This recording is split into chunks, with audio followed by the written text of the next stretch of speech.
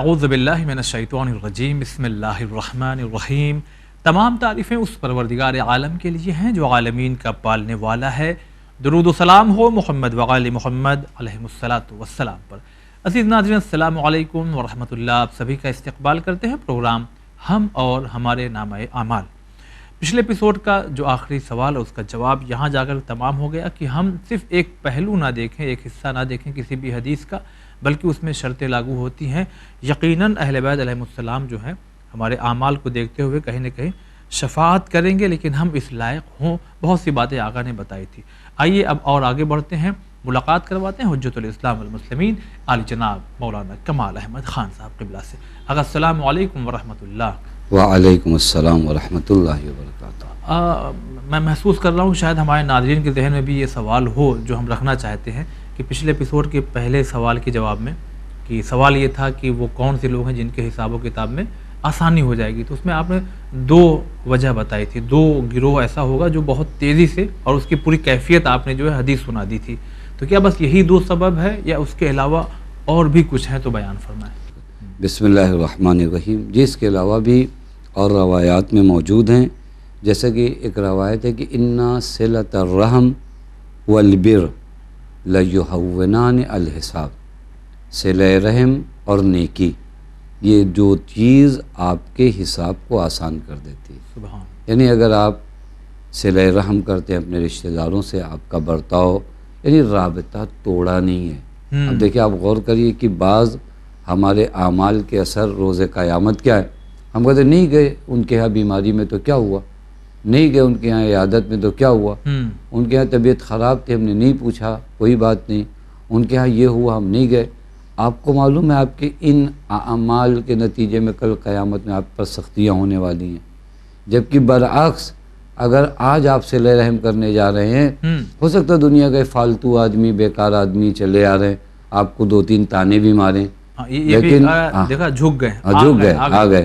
اب جبکہ یہ آپ کے کام کہاں آنے والا ہے؟ حساب میں، وہاں کام آنے والا ہے۔ یعنی آپ چالاک ہو، ہم لوگوں کو لگتا ہے کہ ہم کو بیوقوف بنا دی، ہم ہی جاتے ہیں وہ نہیں آتے، در حقیقت آپ چالاک ہو کہ آپ اپنے اس قیام، کیونکہ اس دنیا میں جتنی بھی تلخیاں ہیں، جتنی بھی مشکلات ہیں، یہی ختم ہو جانی ہیں۔ صحیح بات۔ اس عالم کی تلخی اور مشکلات بڑی سخت ہے، تو میں یہاں کی دو چار تلخیاں برداشت کر کے اس عالم کی تلخی کو اگر اپنے وجود سے دور کر دوں تو مجھ سے زیادہ چالاک آدمی کوئی نہیں ہے۔ صحیح۔ تو یہاں پر نبی اکرم فرماتے دو چیزیں ہیں جو تمہارے حساب کو آسان کرتی ہیں، ایک صلہ رحم ہے، ایک لوگوں کے ساتھ نیکی کرنا۔ ابھی کہتے ہیں نا کہ ارے نیکی کر کے ہم کو کیا ملا؟ نیکی کر کے آپ کو یہ ملا کہ کل قیامت میں جب سب حساب دیں گے تو وہاں آپ اتنی تیزی کے ساتھ گزر جاؤ گے جہاں پہ ایک لمحہ کھڑا ہونا انسان کے لیے کئی سال برابر ہے۔ کتنا آسان ہوتا ہے جب بھیڑ میں کھڑا کر دیا جائے اور کوئی ایک سبیل اور راستہ آپ کو نظر آ جائے کہ یہاں سے میں نکل سکتا ہوں، اور آپ نکل جاتے ہیں تو کتنا خوش ہوتے ہیں۔ دنیا کی معمولی بھیڑ میں کبھی ہم پھنس جائیں اور اگر اس بھیڑ سے ہمیں چھٹکارا مل جاتا ہے تو ہم ہزار مرتبہ راحت کی سانس لیتے ہیں کہ دیکھو اتنا مجمع تھا، ہم ادھر سے چلے آئے۔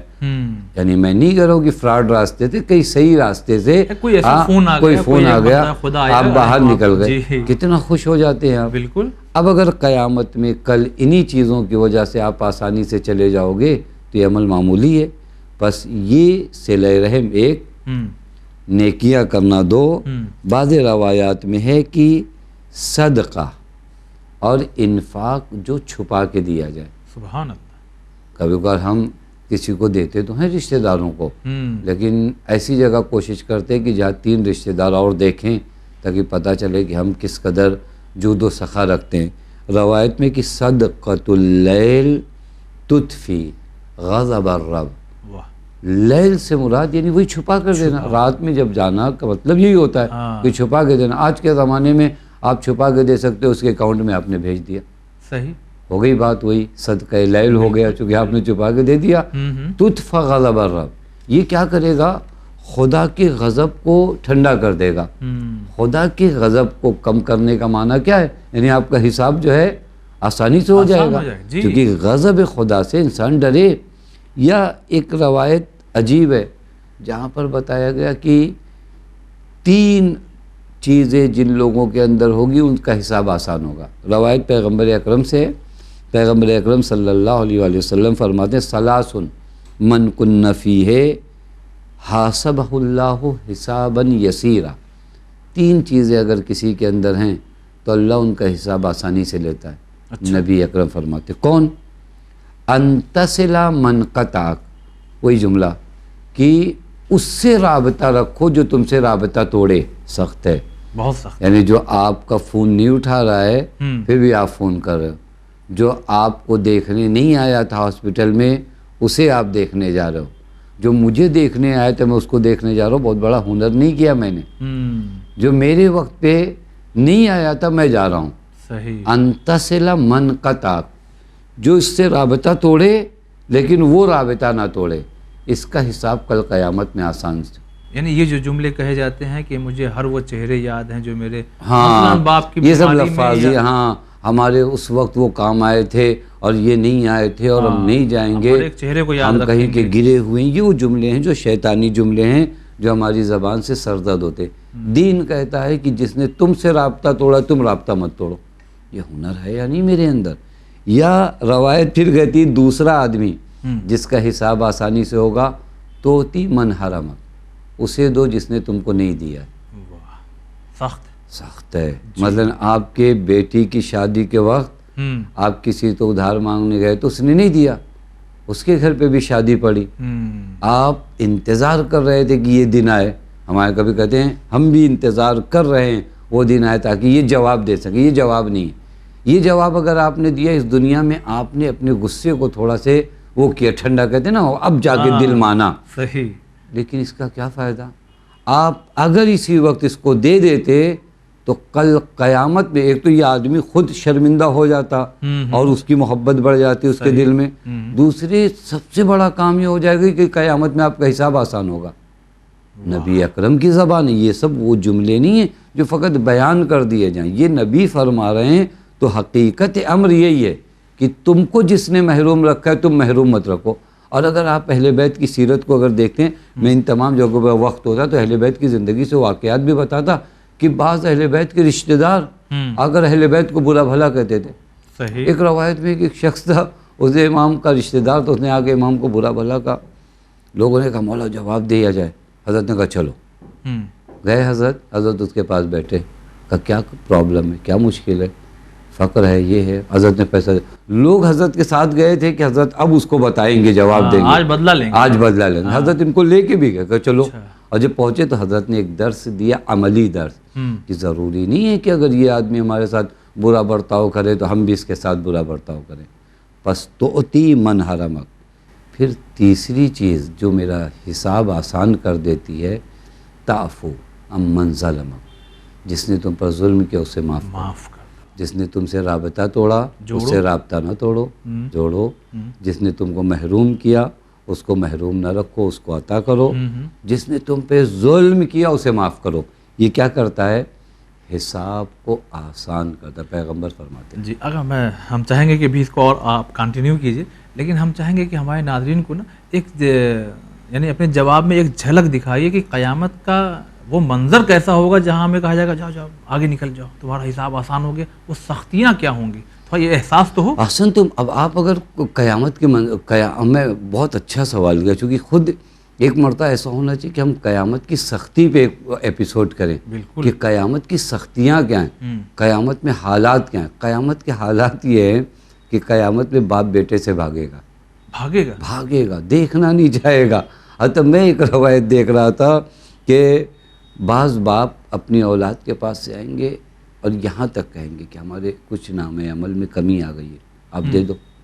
اب آپ انصاف سے بتائیے، دنیا میں اگر کوئی باپ اپنے بیٹے سے کچھ مانگے اور بیٹے کے پاس ہو، کیسے نہیں دے گا؟ دے دے گا۔ قیامت میں کل وہ بیٹا کہے گا کہ آپ کو دے دوں گا تو میرا حساب کیسے ہوگا؟ اس کو کہتے ہیں نفسی کی حالت۔ اچھا، اسی لیے بھاگیں گے ہر آدمی، ہاں کہیں مانگ نہ لے، اور بعض تو اس وجہ سے بھاگیں گے کہ یہ پکڑ نہ لے کہ ہمارا حق تم نے ادا نہیں کیا تھا۔ میرا بیٹا کل ہو سکتا ہے مجھے قیامت میں پکڑے کہ ابا آپ نے ہم کو بڑے ہائی اسکول میں پڑھایا تھا، بہت اچھی تعلیم دی تھی، لیکن مجھے قرآن کیوں نہیں پڑھایا؟ مجھے مسجد تک کیوں نہیں لے گئے, مجھے امام بارگاہ تک کیوں نہیں لے گئے, آپ نے مجھے بہت ہائی سوسائٹی میں رکھا, آپ کا شکریہ, لیکن میں قرآن نہیں سیکھ پایا, بہت سی میں امام حسین سے عاشرہ نہیں ہو پایا, یہ بچہ کل میرا دامن پکڑے گا. بس بعض ذوی الحقوق سے بھاگیں گے.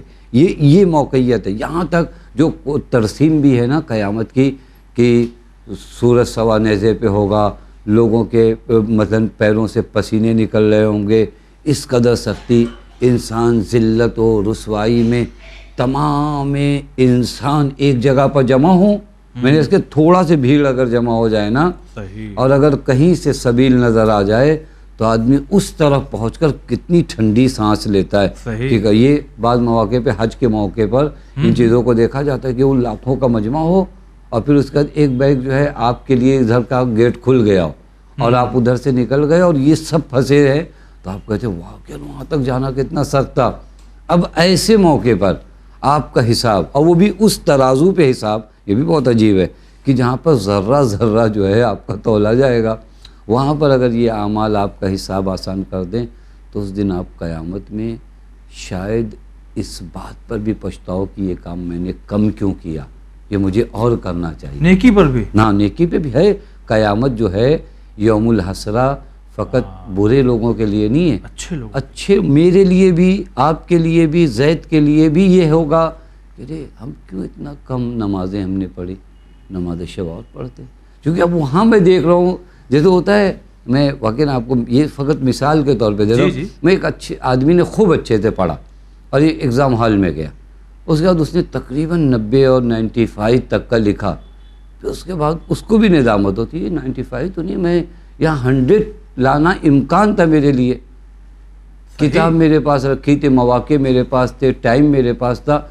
پھر وہ پاس ہونے والا بھی ندامت کر رہا, یہ کیوں ندامت کر رہا, اس کو کیوں حسرت ہے, کیونکہ یہ دیکھ رہا ہے کہ یہ جگہ جو یہاں پر ہوں میں وہ لے سکتا تھا, جب میں وہ لے سکتا تھا تو وہ نہیں لے پا رہا ہوں تو مجھے بھی حسرت ہے. قیامت میں بھی ہر آدمی سوچے گا میں, خدا نے مجھے عقل دیا تھا, ذہن دیا تھا, دماغ دیا تھا, طاقت دی تھی, نعمتیں دی تھی, پھر میں یہاں تک کیوں, مجھے تو اور اوپر آنا چاہیے تھا.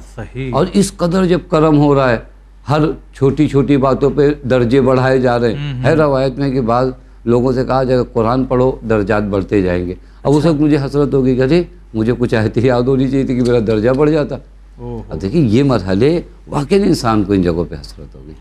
اگر بہت بہت شکریہ. لیکن پہلے سوال سے بالکل ملتا جلتا سوال کہ حساب و کتاب میں آسانی, تو پھر وہیں یہ سوال یہ بھی ہے کہ ایک طرف حساب و کتاب ہو رہا ہے, اب اس سے پہلے والا یہ اسٹیپ ہے یا بعد میں یہ آپ بتائیں گے, ایک طرف پل صراط ہے. اب یہ صراط سے بھی وہ کون سے حضرات ہوں گے جو بڑی تیزی سے گزر جائیں گے؟ تو دیکھیے یہ پہلے عرض کرتے کہ صراط آخری جگہ ہے. اچھا, نجات کا یہ آخری راستہ ہے, یعنی سارے مراحل طے کرتے کرتے اب آپ آئے ہیں صراط پہ. اور صراط پہ بھی جیسے اپنے یہاں ہوتا ہے پوسٹ بنی ہوتی, چوکیاں بنی ہوتی, صراط ایک تو پہلے اتنی سخت جگہ, وہاں پہ بھی کئی چوکیاں ہیں جہاں پر مجھے ہر جگہ کھڑا کر دیا جائے گا. صراط سے گزرنا سب کو ہے, یہ طے شدہ بات. اب ہم گزریں گے صراط سے, گزرنے والوں کی کنڈیشن روایت میں الگ الگ بتائی گئی. چونکہ ایک روڈ ہے, مثلا میں فرض کر رہا ہوں روڈ ہے, وہ کہنا صراط کو جو تعبیر کی گئی کہ بال سے زیادہ باریک ہے اور تلوار سے زیادہ تیز ہے, اس پر سے سب کو گزرنا ہے. گزرنے والوں کی جو کیفیت بتائی گئی اور کتنی طرح سے لوگ گزریں گے, ایک ہی سڑک ایک ہی روڈ سے کئی قسم کے لوگ گزریں گے. کچھ آئیں گے بجلی کی رفتار سے گزر جائیں گے. اچھا, بجلی گزرتی کسی کو پتہ بھی نہیں چلتا, پتہ چلتا ہے بجلی کی رفتار. کہا جاتا ہے ہمارے یہاں ضرب المثل ہے کہ وہ بجلی کی رفتار سے آئے اور چلے گئے. ایک قسم ان لوگوں کی جو بجلی کی رفتار سے یہاں سے گزر جائیں گے. امام جعفر صادق علیہ الصلوۃ والسلام کی یہ روایت ہے. اتنے اچھے لوگ ہوں گے کہ بجلی کی طرح صراط سے گزرے پتہ ہی نہیں چلا. ایک وہ بھی اچھے لوگ ہیں, یہ جس طرح گھوڑ سوار دوڑ کر جاتا ہے اس طرح چلے جائیں گے, گھوڑا بھی تیز دوڑتا ہے. ایک گروہ وہ ہے جیسے عام انسان جب دوڑتا ہے تو اس طرح سے راستے گزرے گا, یہ بھی ہے. ٹھیک ہے. کچھ لوگ جو ہیں جن کے بارے میں ہے کہ یہ صراط سے جیسے لٹک کر آدمی نہیں, ایک آدمی کا ہاتھ پھسل جائے پھر وہ لٹک کے جا رہا ہے, کبھی ادھر گر رہا ہے کبھی ادھر گر رہا ہے. حتیٰ بعض وہ جہنم کے مرحلے ان کے وجود پر بھی دکھیں گے کیونکہ ان کا مرحلہ جو ہے وہ ڈگمگا کر چل رہے ہیں. اچھا. ڈگمگا کے چلنے والوں کو دیکھا ہے کہ یہ کیسے بیچارے کبھی ادھر لڑکتے ہیں کبھی ادھر لڑکتے ہیں. یہ چوتھا گروہ ہے جو اس طرح صراط کو عبور کرے گا. اب اگر آپ دیکھیے کہ وہ کون سی چیز ہے جو انسان کو بجلی کی رفتار سے لے جائے نا, وہ کچھ چیزیں آدمی کو معلوم جو کہ یہاں پہ اس دنیا میں دیکھے. سب سے پہلی چیز محبت حضرت امیر علیہ السلام ہے پل صراط کے لیے. حضرت علی علیہ السلام کی محبت, یہ محبت واقعی بہت جگہوں پر انسان کے کام آنے والی. اس محبت کے سرمایے کو انسان بچا کر رکھے.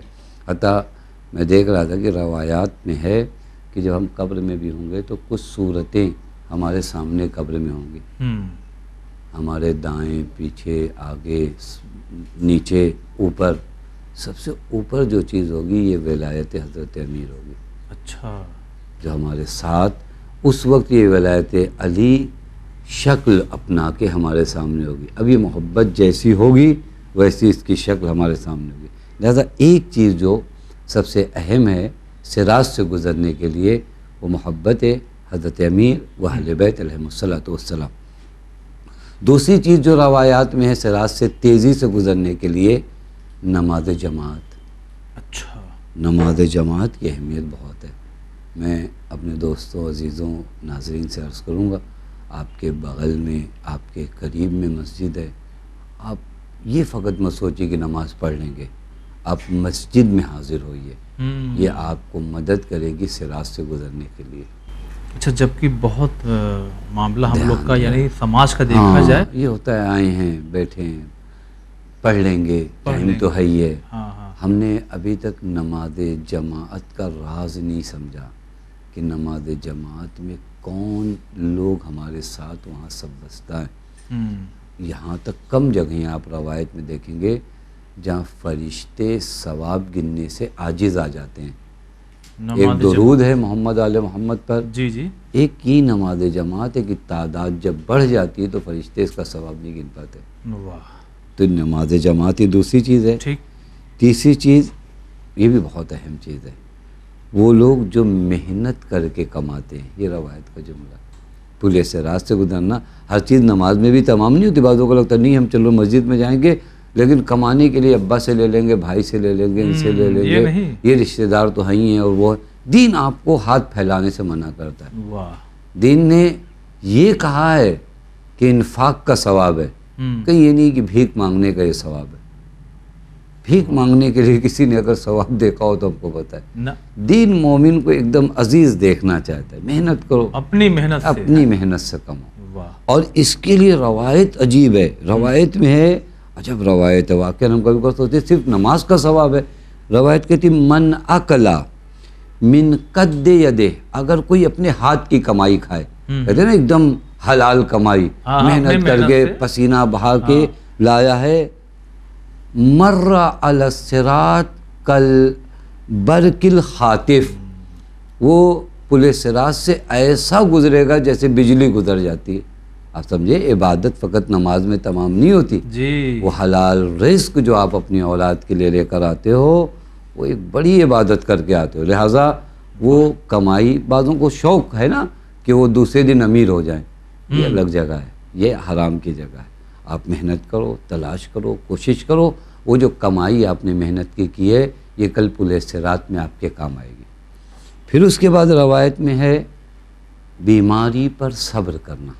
ہم جب بیمار ہوتے ہیں تو بہت زیادہ شکوے کرنے شروع کرتے ہیں, اللہ یہ کیا لگا رکھا ہے, کب تک یہ رہیں گے. یہ اس بیمار کو یقین ہو کہ یہ سختی ہے, یہ ختم ہوگی, یہ ختم ہوگی. کہاں تک پہنچے گی؟ موت تک پہنچے گی. لیکن اس کے بعد مجھے کیا ہوگا, اس بیماری پہ اگر میں ثابت قدم رہا, یعنی خدا کی بندگی میں نے نہیں چھوڑا, تو کل صراط پر یہ بیمار, دیکھیں تعبیر دیکھیں, جو دنیا میں اپنے قدموں پہ نہیں چل پا رہا ہے بیماری کی وجہ سے اور صبر کرتا ہے, تو کل قیامت میں وہ پل صراط سے ایسے گزرے گا جیسے بلی گزرتی ہے. یہ کہاں کا اثر کہاں پر ہے. جی جی.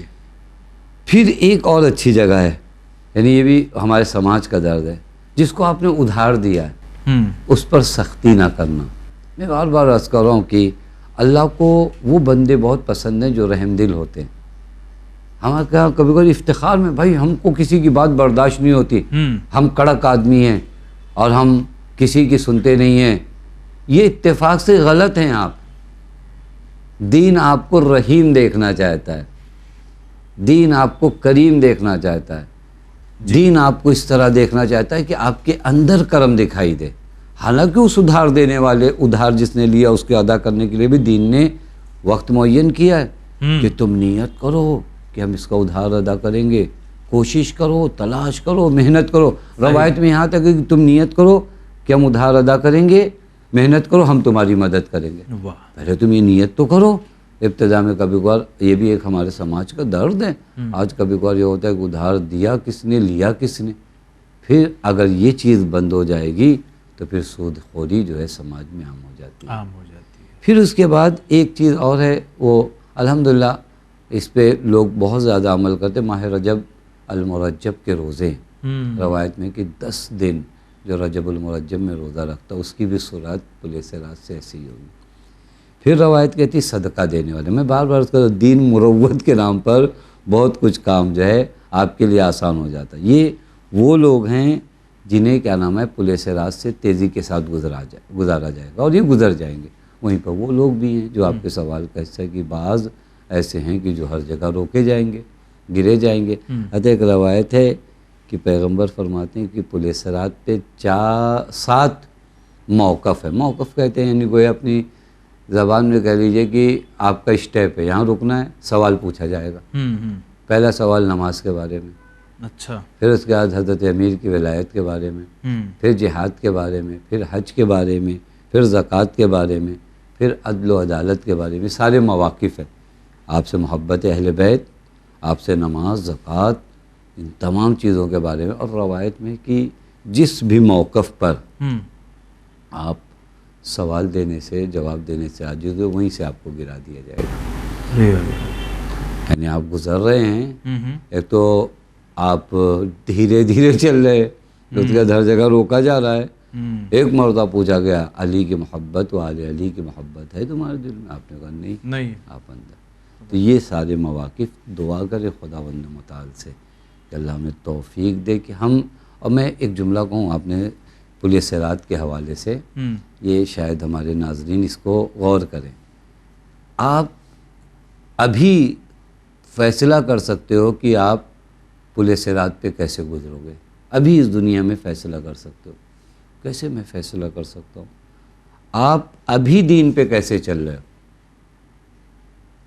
اگر آج اس دنیا میں دین میں لڑکھڑا کے چل رہے ہو، کبھی کرتے ہو، کبھی چھوڑتے ہو، کبھی نماز پکڑتے ہو، کبھی نماز چھوڑ دیتے ہو، کبھی حلال کھاتے ہو، کبھی حرام کھاتے ہو، یعنی یہاں پہ بھی لڑکھڑاہٹ ہے نا. یعنی طے کرنا ہے کہ میں پولیس رات پہ کیسا چلوں گا، تو ابھی دیکھو کہ میں دین پہ کیسا چل رہا ہوں. صحیح. اگر آج تم دین پہ عمل کرنے کے لیے بجلی کی رفتار ہے تمہاری، تم کسی کی پرواہ نہیں کرتی، یہ دین ہے تو میں چلوں گا، تو کل پولیس رات سے ویسے ہی تیزی سے گزر جاؤ گے. یعنی پولیس رات سے گزرنا شاید میرا اس دنیا کے عمل کی عکاسی ہے کہ اس دنیا میں دین پر میں کیسے چل رہا ہوں. اور اس دنیا پہ بھی دین پہ چلنا آسان نہیں ہے. بعض جگہوں پہ مجھے رکنا پڑتا ہے، بعض جگہوں پہ میں حرام کے قریب نہیں جاتا. میں دیکھتا ہوں پوری مارکیٹ جھوٹ بول رہی ہے، لیکن یہاں میرے لیے جھوٹ نہ بولنا سخت ہے. بالکل ایسے ہی کہ صراط پہ چلنا سخت ہے.